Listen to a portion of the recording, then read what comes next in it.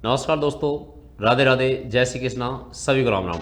मैं नरेश कटारा और आप मेरे साथ हैं उत्कर्ष क्लासेज में। आप एकदम स्वस्थ होंगे, मस्त होंगे और अच्छे से पढ़ रहे होंगे। अच्छी पढ़ाई चल रही है आपकी। आप सभी विद्यार्थी एकदम टकाटक तरीके से पढ़ रहे हैं और अच्छी बात है, पढ़ना चाहिए, ठीक है। और यहाँ पर हम आपके लिए लेकर के आए हैं राजस्थान के प्रमुख लोक देवता एवं देवियों का टॉपिक, जो राजस्थान के सभी कंपटीशन एग्जाम में इंपॉर्टेंट है। चाहे आप किसी की भी तैयारी कर रहे हैं, राजस्थान में एसआई है, पटवारी है, वीडियो है, जेल प्रहरी है, राजस्थान के ऑल कंपटीशन एग्जाम है, वनडे एग्जाम जितने भी हैं, ठीक है, उनके लिए। और जो इसके अलावा आप आरएस तक की तैयारी कर रहे हैं, उस सबके लिए इंपॉर्टेंट क्लासेज हैं, ठीक है। आप सभी इस क्लास से जुड़ करके अपनी तैयारी को और बेहतरीन मजबूत कर सकते हैं। तो हम यहाँ पर थ्योरी के माध्यम से कुछ चर्चा करने वाले हैं, मोटी मोटी बातें जो समझेंगे हम लोक देवता और लोक देवियों के बारे में। जो इंपॉर्टेंट फैक्ट हैं, इंपॉर्टेंट परीक्षा की दृष्टि से पूछे जाते हैं, उनके बारे में हम चर्चा करेंगे। तो यहाँ पर राजस्थान के प्रमुख जो देवता हैं, ठीक है, उनके बारे में हम बातें करें कि राजस्थान के प्रमुख लोक देवता और लोक देवियाँ, इनसे संबंधित चर्चा हम करेंगे यहाँ पर। तो देखो, राजस्थान के प्रमुख लोक देवता और देवियाँ, इनसे बातें करें तो देखो यहाँ पर एक तो बात है लोक देवता। लोक देवता, लोक देवता। अब इसमें पहली बात आती है देवता हो देवी हो, देवता देवियां, ठीक है। अब पहली बात जब आती है तो यहां पर देखो कि देवता शब्द एक तो और एक देवियां है और एक लोक है। देवता या देवी जो शब्द है उसका अर्थ क्या होता है, तो इसका शब्द का जो अर्थ है, इस शब्द का जो अर्थ है इसका अर्थ होता है प्रकाश। क्या होता है? प्रकाश। तो इसका अर्थ होता है प्रकाश। समाज में कुछ ऐसे महापुरुष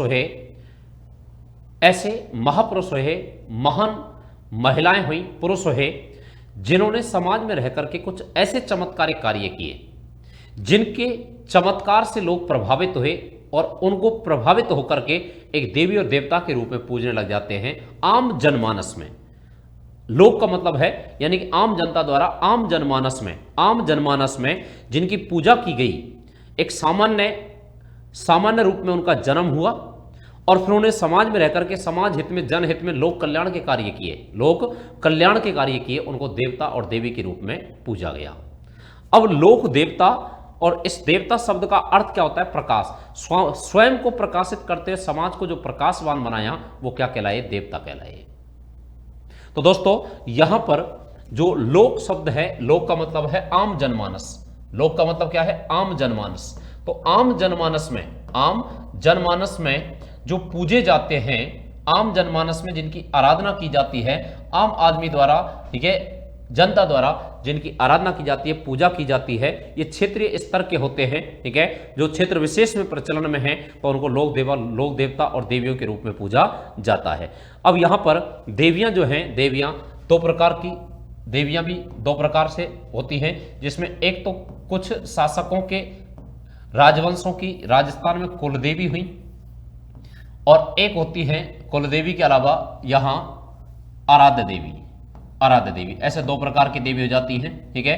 कुलदेवी पूरे परिवार की एक देवी होगी, कुलदेवी पूरे परिवार की एक ही देवी होगी, ठीक है, पूरे कुल की। जैसे राठौड़ों की जो कुलदेवी है वो नागड़ेची माता है, ठीक है। राठौड़ों की कुलदेवी नागड़ेची माता। सिसोदिया वंश की कुलदेवी बाण माता है। जाट वंश की कुलदेवी है राजेश्वरी माता है, ठीक है। तो ऐसे अलग अलग वंशों की, जैसे चौहान है, चौहानों की कुलदेवी शाकंभरी माता है। सोनगरा चौहानों की कुलदेवी और सोनगरा चौहानों की जो कुलदेवी है वो आशापुरा माता है। तो ऐसे जो देवियां हैं ये कुलदेवी और आराध्य देवी प्रत्येक व्यक्ति की अलग हो सकती है, प्रत्येक वंश की अलग हो सकती है, ठीक है। जैसे अगर हम शिला माता की बात करें तो आमेर की कछुआ वंश की कुलदेवी वो आराध्य देवी है और कछुआ वंश की कुलदेवी है जम्बाई माता। तो ये कुलदेवी और आराध्य देवी दो प्रकार की देवियां होती हैं। देवी जो होती हैं ये देवी सभी किसके रूप मानी गई हैं? तो देवी सभी जो रूप हैं वो रूप किसका है? सती का है, ठीक है, सती का है। 52 शक्तिपीठ मंदिर हैं जहां पर जलती हुई सती के शरीर के जो अंग गिरे थे उन स्थानों पर जो मंदिर बने उन्हें शक्तिपीठ मंदिर कहते हैं। अब शक्तिपीठ जो मंदिर हैं, उन शक्तिपीठ मंदिरों की बात करें तो शक्तिपीठ 52 मंदिर हैं टोटल। कितने हैं? 52। अब जिसमें सबसे उत्तर में जो मंदिर है, सबसे उत्तर में जो मंदिर है, पूरब में, पश्चिम में, दक्षिण में, उनकी बात करें तो सबसे उत्तर में जो मंदिर है वो है वैष्णो देवी का भारत में। ठीक है, वैष्णो देवी का। तो वैष्णो देवी है वो शक्तिपीठ मंदिर है, सबसे उत्तर में मंदिर है, और ये कहाँ है? जम्मू में है। कहाँ है? जम्मू में है।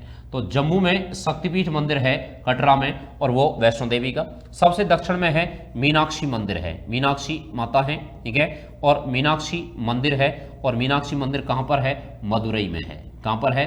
मदुरई में है। और मदुरई कहाँ है? तमिलनाडु में है। कहाँ पे है? तमिलनाडु में है। सबसे पूरब में देवी कौन सी है? तो कामाख्या देवी है। कामाख्या, कामाख्या देवी है। और कामाख्या जो है वो कहां पर है? माता का मंदिर गुवाहाटी में, गुवाहाटी में है। तो गुवाहाटी में ये मंदिर है। और गुवाहाटी कहां है? असम में है। तो गुवाहाटी असम में है। और सबसे पश्चिम में, तो सबसे पश्चिम में हिंगलाज माता है। कौन है? हिंगलाज माता। तो हिंगलाज माता है, और हिंगलाज माता का जो मंदिर है वो कहां पर है? तो इनका मंदिर है दोस्तों बलूचिस्तान में। कहां पे? बलूचिस्तान में। तो इनका मंदिर बलूचिस्तान में है। और बलूचिस्तान कहां पर है? पाकिस्तान में। बलूचिस्तान पाकिस्तान में है। तो सती के शरीर के जो अंग हैं, ठीक है, वो यहां पर गिरे हैं, और बलूचिस्तान पाकिस्तान में ये मंदिर है यहां माता का। तो यहां पर ये पूर्व, पश्चिम, उत्तर, दक्षिण, ये शक्तिपीठ मंदिर है। टोटल भारत में इनके बीच में 48 मंदिर और हैं, जिसमें राजस्थान में अगर हम बात करें तो राजस्थान में जो मंदिर है वो एक तो जहां सती के पैर का घुटना गिरा था वो जोगनेर में ज्वाला माता मंदिर है। सती के पैर की अंगुली जहां गिरी थी वो मंदिर है, और वो मंदिर है कहां पर? यहां बांसवाड़ा में, बांसवाड़ा में। और बांसवाड़ा में त्रिपुर सुंदरी माता कहते हैं उसको। क्या कहते हैं? त्रिपुर सुंदरी माता। तो त्रिपुर सुंदरी माता का मंदिर है। अब लोक देवताओं की बात करें तो लोक देवता जो है, राजस्थान के 5 लोक देवता, राजस्थान के 5 लोक देवता, और राजस्थान के जो 5 लोक देवता हैं, 5 लोक देवता, उनको राजस्थान के 5 लोक देवताओं को क्या कहा जाता है? तो राजस्थान के 5 लोक देवता दोस्तों वो पंचपीर के नाम से जाने जाते हैं। क्या कहते हैं उनको? पंचपीर कहते हैं। पंचपीर कहा जाता है। पंचपीर क्यों कहते हैं? क्योंकि ये ऐसे देवता हैं जिनकी हिंदू और मुस्लिम दोनों में पूजा की जाती है, तो वो पंचपीर के नाम से जाने जाते हैं, पंचपीर कहलाते हैं। हिंदू मुस्लिम दोनों में ही इनकी क्या की जाती है? पूजा की जाती है, आराधना होती है, तो इनको पंचपीर कहा जाता है। और पंचपीर 5 लोक देवता हैं। अब ये कौन कौन से हैं पंचपीर में शामिल? तो देखो, पंचपीर में जो शामिल लोक देवता हैं उनकी अगर हम बात करें, राजस्थान के 5 लोक देवता पंचपीर कहलाते हैं, जिसमें हिंदू मुसलमान इन दोनों में इनकी पूजा की जाती है, तो ये पंचपीर के नाम से जाने जाते हैं। कौन कौन है? तो देखो, यहां सबसे पहले तो इनकी हमें ट्रिक पता होना चाहिए। तो इनकी जो ट्रिक है वो ट्रिक मैं इधर बता देता हूं आपको कि ट्रिक क्या है। ट्रिक इनकी इधर ही लिख देता हूं। देखो ट्रिक क्या है, तो गो पा मेरा है, ये याद रखना, गोपा मेरा है। तो ये इनकी ट्रिक है कि गोपा मेरा है।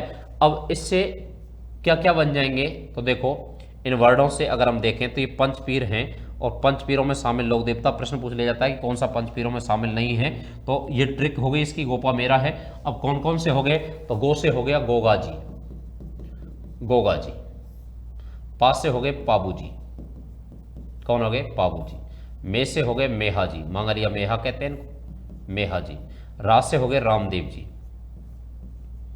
रामदेव जी। और है से हो गए हड़बू जी। क्या हो गए? हड़बू जी, हड़बू जी। ये 5 पंचपीर हैं।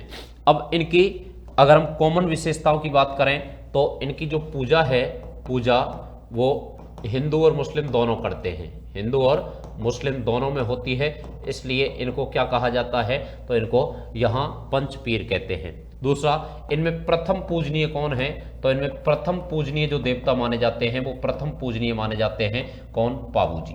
तो इन 5 में प्रथम पूजनीय पाबू जी माने जाते हैं। और यहां ये सभी, इनका जो क्षेत्र है वो क्षेत्र कौन सा है? तो इन सबका क्षेत्र एक ही है। तो ये संभवतः सभी जो है वो लगभग मारवाड़ से है। कहां से है? मारवाड़ से है। और इनकी जाति सबकी एक ही है। तो जाति क्या है? तो ये सभी राजपूत हैं। क्या हैं? राजपूत हैं। ये 4 इनकी कॉमन विशेषताएं हैं। ठीक है, कि हिंदू मुस्लिम इनकी पूजा करते हैं, तीन कॉमन विशेषताएं इनकी। क्षेत्र मारवाड़ है, जाति राजपूत और प्रथम पूजनीय इनमें कौन है, पाबू जी हैं। ठीक है, तो पाबू, हड़गू, रामदेव, मांगलिया, मेहा, पांचों पीर पधार जो, गोगा जी गेहा, तो ये पंचपीर के नाम से जाने जाते हैं, पंचपीर के रूप में प्रसिद्ध हैं। पांचों लोक देवता पंचपीर के नाम से जाने जाते हैं। अब इनकी हम बात करें, चर्चा करें, ठीक है, थोड़ी डिटेल में इनकी बातें करते हैं कि ये जो लोक देवता है इनकी मुख्य मुख्य बातें क्या क्या हैं, किसके कारण ये प्रसिद्ध हुए हैं, ठीक है, किसके रूप में इनकी पूजा की जाती है। तो इनके उपनाम से संबंधित प्रश्न पूछा जाता है, उपनाम से संबंधित प्रश्न भी पूछा जाता है।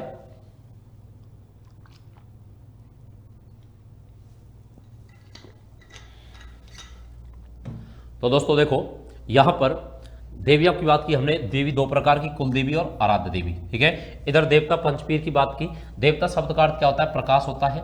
आम जनमानस में पूजे जाने के कारण इनके वर्ड लगता है सामने लोक। ठीक है, तो क्षेत्र विशेष में पूजा की जाती है। जैसे ये सभी जो है वे मारवाड़ क्षेत्र के हैं, तो मारवाड़ क्षेत्र में इनकी पूजा की जाती है, मारवाड़ क्षेत्र में पूजा करते हैं इनकी। अब हम बात करें देवताओं में, यहाँ जो देवता हैं लोक देवता, उनकी बात करें तो देखो, गोगा जी, गोगा जी की बात करें, सामान्य बातें क्या क्या हैं, तो गोगा जी जो हैं, गोगा जी, गोगा जी इनकी बात करें तो देखो, गोगा जी इनका जो जन्म है, जन्म वो हुआ है ददरेवा में, ददरेवा, और ददरेवा कहाँ है, चूरू में है। ठीक है, ददरेवा चूरू में इनका जन्म हुआ है। इनके पिता जेवर सिंह, माता वाछल हैं, माता वाछल, और जाति इनकी चौहान राजपूत है, जाति इनकी चौहान राजपूत है। गुरु का नाम गोरखनाथ जी है और इनकी सवारी नीली घोड़ी है, सवारी नीली घोड़ी है। पत्नी का नाम केलमदेह है, पत्नी का नाम केलमदेह है। और इनको किस नाम से जाना जाता है, तो इनको जहर पीर कहा जाता है। क्या कहते हैं, जहर पीर कहा जाता है। तो जहर पीर के नाम से जाना जाता है गोगा जी को। और गोगा जी को जहर पीर किसने कहा है, तो महमूद गजनवी ने कहा है, महमूद गजनवी।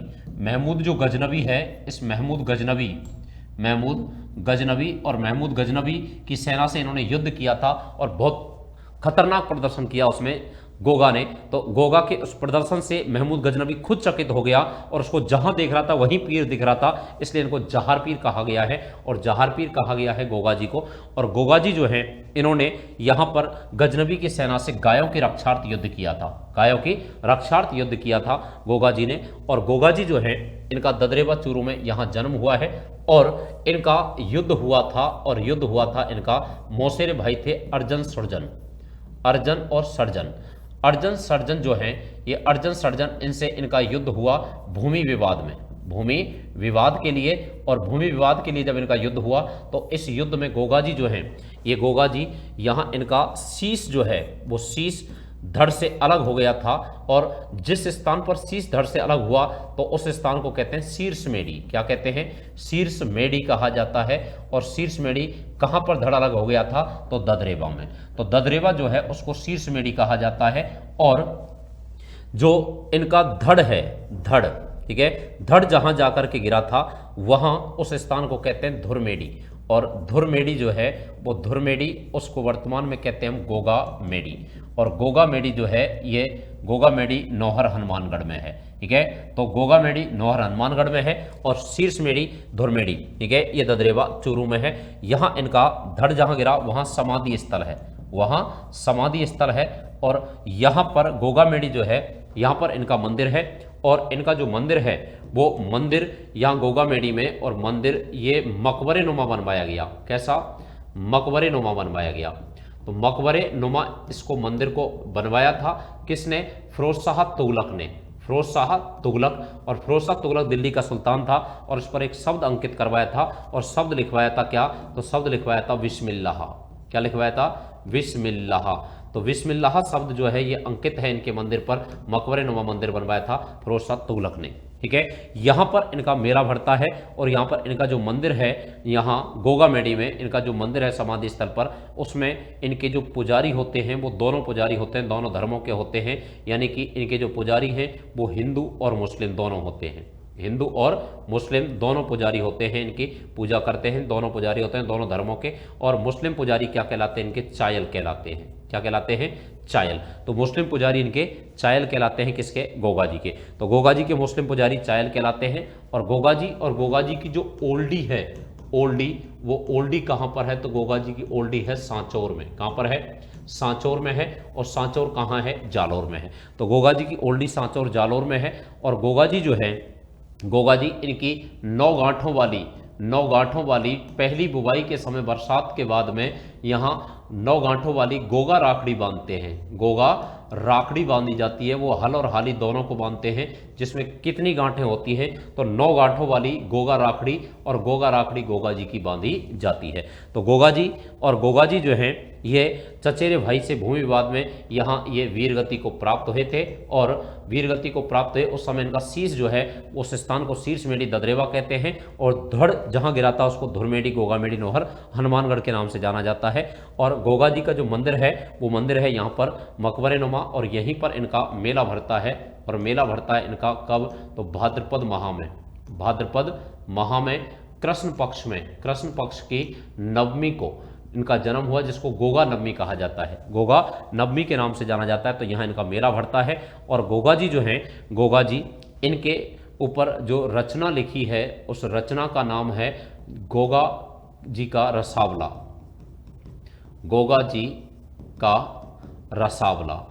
गोगा जी का रसावला नामक ग्रंथ है, और गोगा जी का रसावला जो ग्रंथ है वो रचना है किसकी, मेहे कवि की। किसकी है, मेहे कवि की रचना है, गोगा जी का रसावला है, गोगा जी का रसावला, ये इनके ऊपर रचना लिखी गई है। और राजस्थान में जो कायम खानी मुसलमान हैं वो इनको अपना पूर्वज मानते हैं, क्योंकि इनकी 17वीं पीढ़ी में कायम सिंह नामक व्यक्ति हुए और उन्होंने इस्लाम धर्म ग्रहण कर लिया था, इसलिए वो कायम सिंह इनके जो हैं वो कायम सिंह इनके क्या माने जाते हैं, पूर्वज माने जाते हैं। तो मुस्लिम पुजारी इनके क्या कहलाते हैं, चायल कहलाते हैं। तो पंचपीर में शामिल लोक देवता हैं कौन, गोगा जी। ठीक है, गोपा मेरा है, वो हमने ट्रिक पढ़ी थी तो याद रखना उन पांचों को। ठीक है, तो यहाँ पर मुस्लिम पुजारी इनके क्या कहलाते हैं, चायल कहलाते हैं, और कायम खानी मुसलमान अपना पूर्वज मानते हैं दोस्तों किसको, गोगा जी को।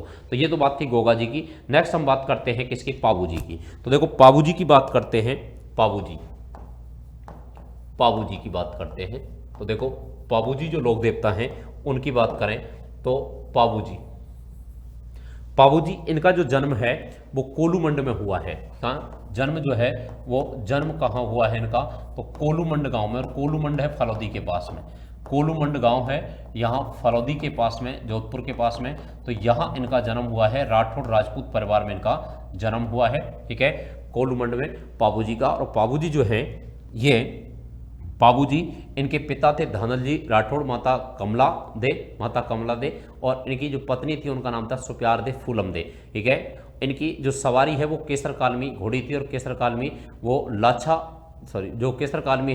केसर कालमी जो घोड़ी थी वो यहाँ पर देवल चारणी थी, और देवल चारणी की घोड़ी थी, और उसको लेकर के ये विवाह के लिए गए थे।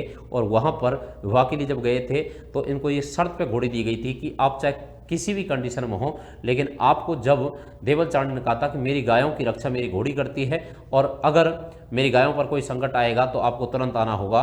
तो उनकी गायों पर जब संकट आया तो वो 3.5 फेरे उनके हुए थे, उन फेरों को छोड़ करके यहाँ आ गए थे, और फिर वो युद्ध हुआ था इनका, और वो युद्ध हुआ था इनके जीजा जींदराव खींची से। पाबू जी जो है ये बाईं ओर झुकी हुई पाग के लिए जाने जाते हैं, बाईं ओर झुकी पाग, बाईं ओर झुकी हुई पाग, पाग का मतलब है पगड़ी। ठीक है, पाग के लिए प्रसिद्ध है, तो बाईं ओर झुकी हुई पाग के लिए जाने जाते हैं पाबू जी। और पाबू जी जो है ये इनको ऊंट लाने का श्रेय दिया जाता है। तो मारवाड़ में ऊंट लाने का श्रेय दिया जाता है। तो ऊंटों के देवता राय का रेवारी जाति है वो अपना आराध्य मानती है, ऊंट लाने का श्रेय इनको दिया जाता है। और ऊंट बीमार होने पर पाबू जी की फड़ बांची जाती है। और राजस्थान में सबसे लोकप्रिय जो फड़ है वो लोकप्रिय फड़ किसकी है, पाबू जी की है। सबसे लोकप्रिय फड़ किसकी मानी जाती है, पाबू जी की मानी जाती है। मैं बातें जो बोल रहा हूं आपको, ठीक है, ये सभी बातें इंपॉर्टेंट बातें हैं, ध्यान से सुनना। ठीक है, पाबू जी इनका जो युद्ध हुआ था वो इनके खुद के जीजा से हुआ था, और इनके जीजा थे उनसे 1276 ईस्वी में एक युद्ध हुआ था। उस युद्ध का नाम था देचू का युद्ध। जोधपुर के पास में एक स्थान है देचू। कौन सा स्थान है, देचू। तो देचू का युद्ध हुआ था, और देचू का जो देचू का युद्ध हुआ था इनका, और वो किसके साथ में हुआ था, तो इनके जीजा थे जींदराव खींची, और जींदराव खींची के साथ इनका युद्ध होता है। और जींदराव खींची कहाँ के थे, जायल के, और जायल कहाँ है, नागौर में। तो जायन नागौर के इनके जीजा थे जीनराव खींची, उनके साथ इनका युद्ध होता है। और इनके साथ जब इनका युद्ध हुआ तो वो खतरनाक युद्ध, और उस युद्ध में यहाँ पर इस युद्ध में ये पाबूजी अपने बड़े भाई जो है बूढ़ो जी, उनके साथ में वीरगति को प्राप्त हो गए थे। तो यहाँ वीरगति को प्राप्त हुए थे, और वीरगति को प्राप्त हुए हैं कौन? पाबूजी। देवल चारणी की गायों की रक्षार्थ, ठीक है, पाबूजी वीरगति को प्राप्त हो गए थे। तो पाबूजी को गौरक्षक देवता के रूप में, प्लेग रक्षक देवता के रूप में पूजा जाता है। तो प्लेग रक्षक देवता, प्लेग रक्षक देवता के रूप में पूजा जाता है, गौ रक्षक देवता के रूप में पूजा जाता है, गौ रक्षक देवता के रूप में पूजा जाता है पाबूजी को। प्लेग रक्षक देवता कहते हैं। मारवाड़ में ऊंट लाने का श्रेय पाबूजी को दिया जाता है, तो ऊंटों के देवता हैं। और पाबूजी की फड़ जो है, पाबूजी की फड़ सबसे लोकप्रिय फड़ है, और इस पाबूजी की फड़ का जो वाचन किया जाता है वो किया जाता है नायक जाति के भोपों द्वारा। नायक भोपा करते हैं, और नायक भोपा उस समय वाद्यंत्र जो है वो बजाते हैं रावण हत्ता, रावण हत्ता। तो रावण हत्ता वाद्यंत्र से इनकी फड़ वांची जाती है। और पाबूजी के जो गीत हैं उनको गीतों को कहा जाता है पवाड़े। पाबूजी के गीत हैं उनको क्या कहा जाता है? पाबू के पवाड़े कहा जाता है। और पाबूजी के जो गीत हैं, इसके अलावा इनका जो नृत्य है उस नृत्य को कहा जाता है थाली नृत्य। क्या कहते हैं? थाली नृत्य। और इनका जो वाद्य यंत्र है, वाद्य यंत्र, वो वाद्य यंत्र कौन सा है? तो माठ वाद्य है, माठ वाद्य है। और जबकि फड़ वाचन के समय जो वाद्य यंत्र बजाया जाता है उस वाद्य यंत्र को क्या कहते हैं? तो वो रावणहत्ता वाद्य यंत्र है। पाबूजी इन पर एक रचना लिखी गई है, ग्रंथ लिखा गया है, और वो ग्रंथ है, ठीक है, जिसमें ग्रंथ है पाबू प्रकाश, पाबू प्रकाश। और पाबू प्रकाश जो है वो मोड़ जी का है, और मोड़ आसिया, मोड़ जी आसिया का ग्रंथ है, ठीक है। इसके अलावा पाबूजी री बात, पाबूजी री बात ग्रंथ है, और पाबूजी री बात ग्रंथ है वो है लक्ष्मी कुमारी चुंडावत। तो श्रीमती लक्ष्मी कुमारी चुंडावत जो हैं, लक्ष्मी कुमारी चुंडावत, उन्होंने ग्रंथ लिखा है, लक्ष्मी कुमारी चुंडावत जी ने। और वो ग्रंथ कौन सा है? पाबूजी री बात है। पाबूजी, इनकी जो मूर्ति होती है वो अश्वारोही योद्धा के रूप में होती है, और वो भाला लिए हुए अश्वारोही योद्धा होते हैं, वो पाबूजी होते हैं। पाबूजी का मेला बढ़ता है चैत्र अमावस को कोलूमंड में। तो इनका जो मेला है वो मेला प्रतिवर्ष कब बढ़ता है? चैत्र अमावस को, चैत्र अमावस को। और चैत्र अमावस को इनका मेला बढ़ता है, और वो मेला कहाँ बढ़ता है? कोलूमंड गांव में इनका मेला बढ़ता है, ठीक है। तो पाबूजी अपने जीजा जींद्राव खींची से लड़ते हुए वीरगति को प्राप्त हुए थे। देवल चरणी की गायों की रक्षा के लिए इनके अनुयायी 3.5 फेरे लेते हैं। प्लेग रक्षक ऊंटों के देवता के रूप में, ऊंटों के देवता के रूप में पूजा जाता है दोस्तों, किसको? पाबूजी को। तो पाबूजी एक महत्वपूर्ण लोक देवता हैं पाबूजी, और पाबूजी को प्लेग रक्षक ऊंटों के देवता के रूप में पूजा जाता है।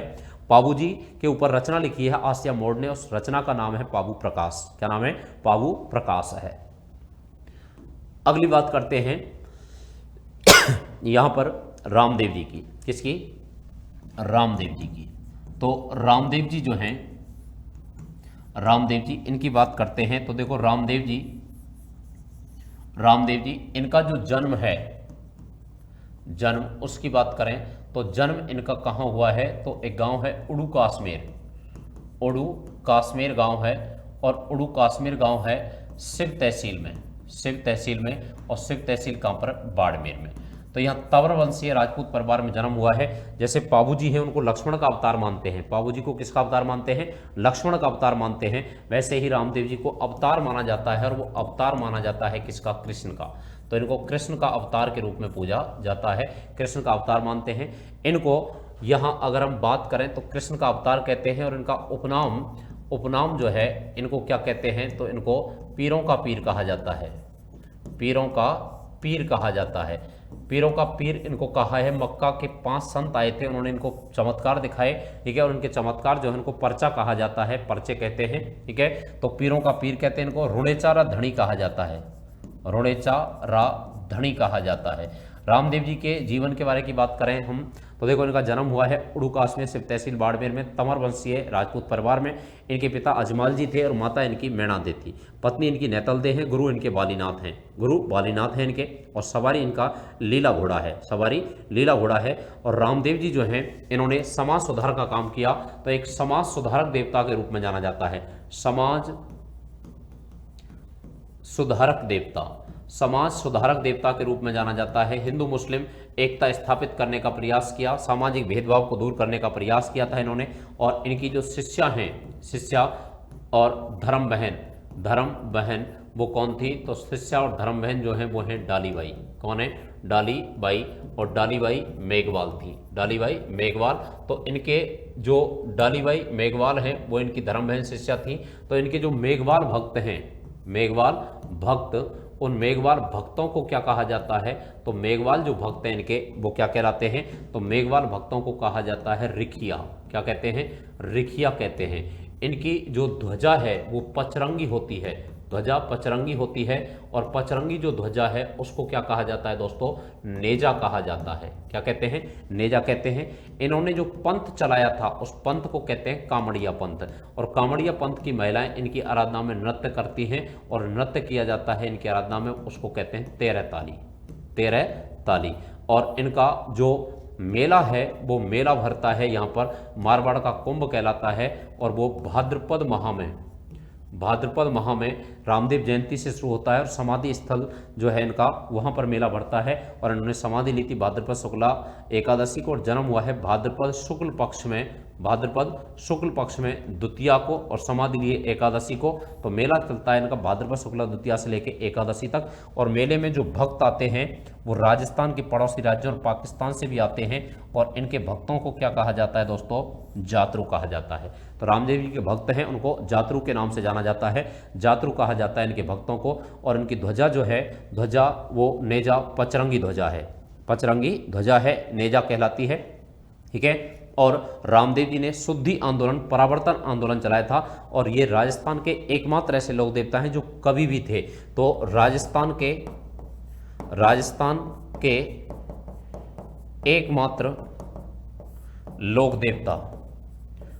देवता जो कवि थे, तो वो कौन से लोक देवता हैं? रामदेव जी। और इनकी जो रचना है, उसका नाम क्या है? तो इनकी जो रचना है उसका नाम है 24 वाणियाँ, 24 वाणियाँ। तो 24 वाणियाँ इनकी रचना है रामदेव जी की।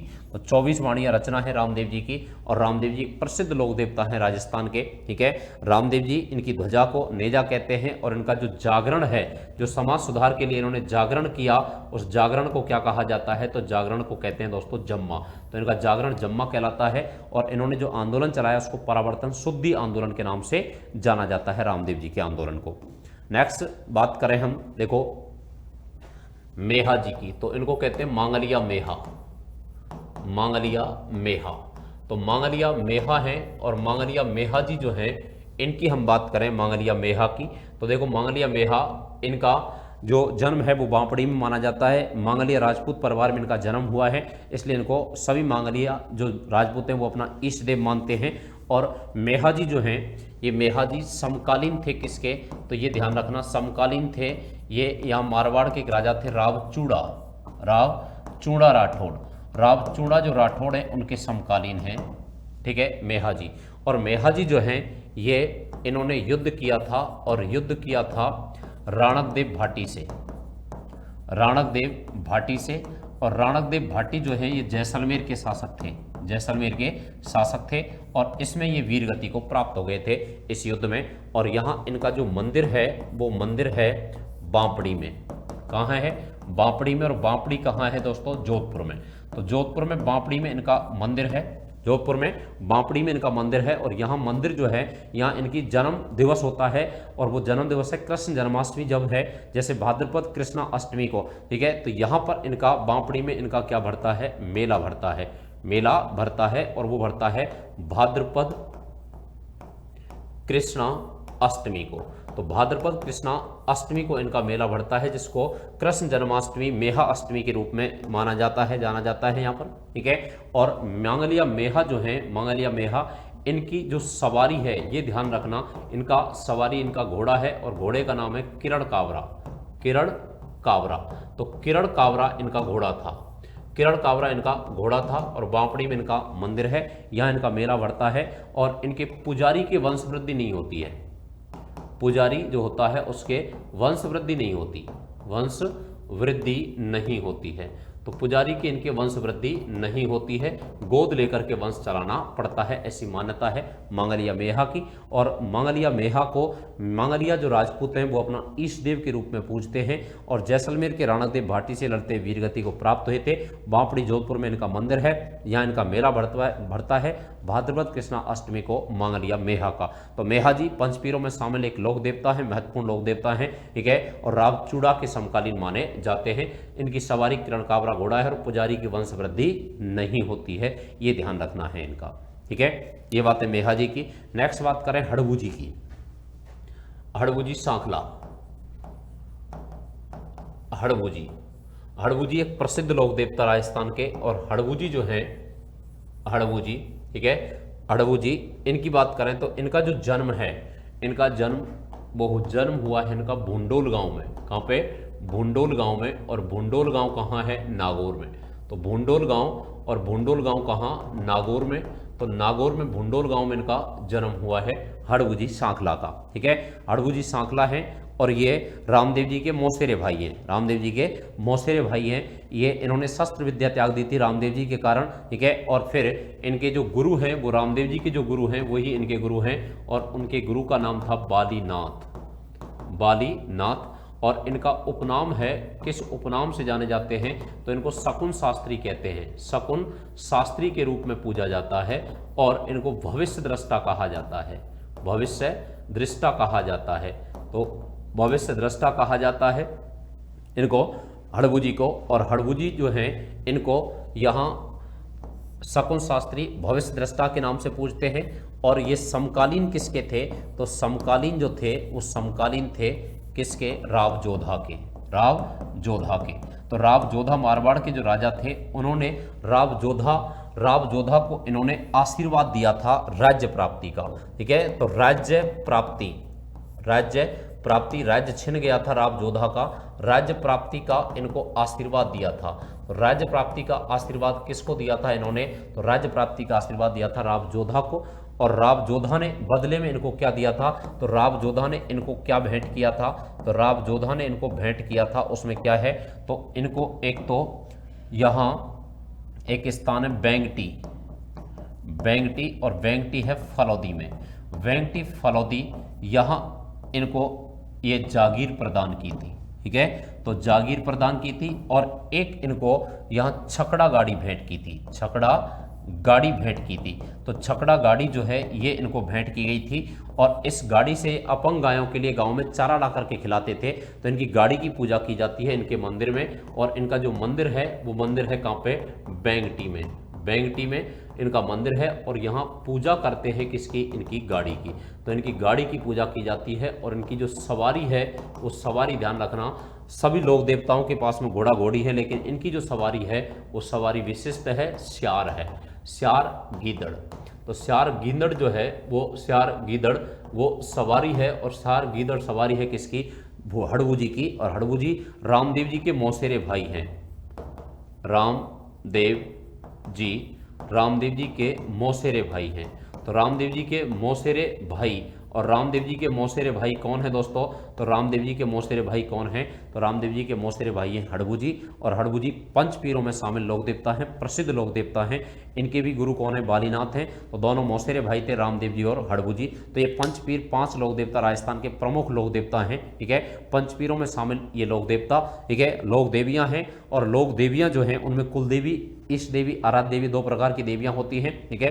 तो ये प्रमुख जो 5 पंचपीर हैं, इन पंचपीरों को हम अगर देखें तो इनको हिंदू मुस्लिम दोनों में ही इनकी क्या की जाती है? पूजा की जाती है। इन पंचपीरों की हमने बात की है, प्रमुख मोटी मोटी जो बातें हैं इनकी वो हमने बातें चर्चाएं की हैं दोस्तों, ठीक है। तो जिसमें यहाँ पर लोक देवियाँ हैं और लोक देवियाँ, उसमें लोक देवियों 2 प्रकार की देवी होती हैं। एक तो देवी है कौन सी? यहाँ पर आराध्य देवी, और एक है यहाँ पर कुल देवी। तो 2 प्रकार की देवी हैं और 52 शक्तिपीठ मंदिर हैं, ठीक है। देवी सती के रूप हैं, किसके रूप हैं? सती के रूप हैं।